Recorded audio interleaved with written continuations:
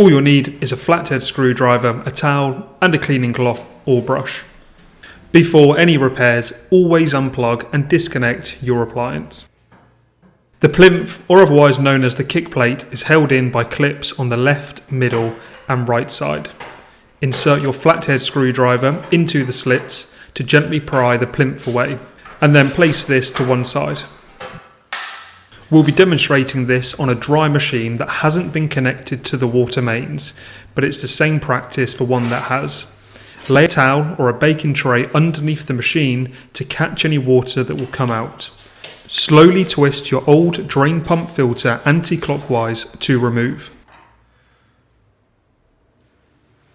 With a cloth or a small cleaning brush, give the inside of the drain pump a good clean.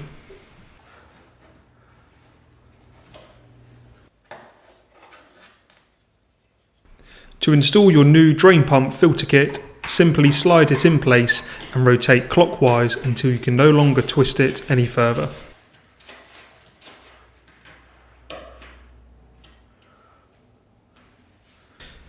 Then line up the clips on your plinth with the slots in the bottom of the washing machine.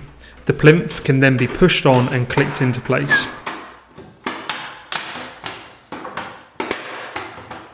And that's it, your new drain pump filter kit is all set to go.